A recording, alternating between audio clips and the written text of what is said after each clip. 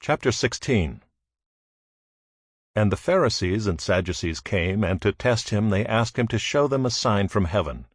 He answered them, When it is evening, you say, It will be fair weather, for the sky is red.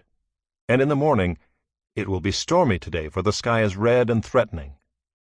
You know how to interpret the appearance of the sky, but you cannot interpret the signs of the times.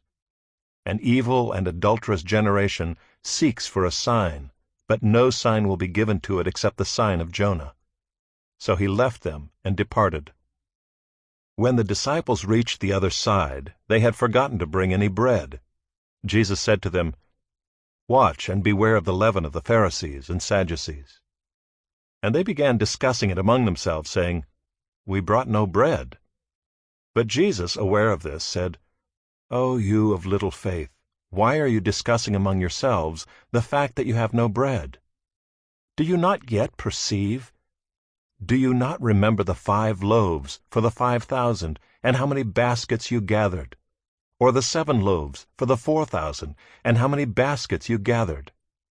How is it that you fail to understand that I did not speak about bread? Beware of the leaven of the Pharisees and Sadducees. Then they understood that he did not tell them to beware of the leaven of bread, but of the teaching of the Pharisees and Sadducees. Now when Jesus came into the district of Caesarea Philippi, he asked his disciples, Who do people say that the Son of Man is? And they said, Some say John the Baptist, others say Elijah, and others Jeremiah or one of the prophets.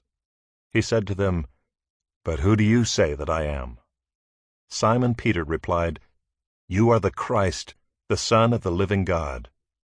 And Jesus answered him, Blessed are you, Simon Bar-Jonah, for flesh and blood has not revealed this to you, but my Father who is in heaven.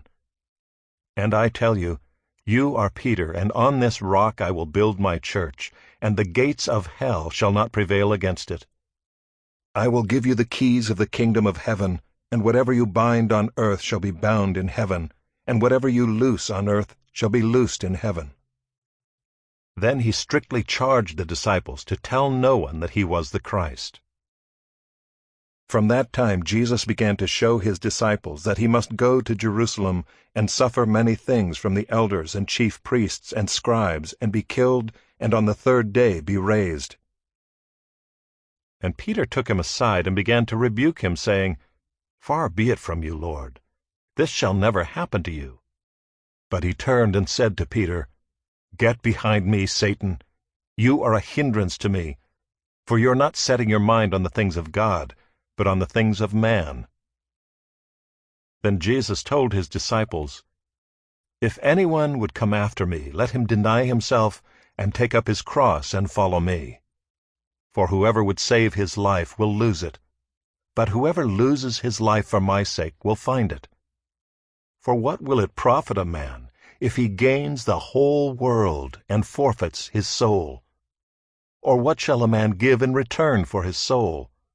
For the Son of Man is going to come with his angels in the glory of his Father, and then he will repay each person according to what he has done. Truly I say to you, there are some standing here who will not taste death until they see the Son of Man coming in his kingdom.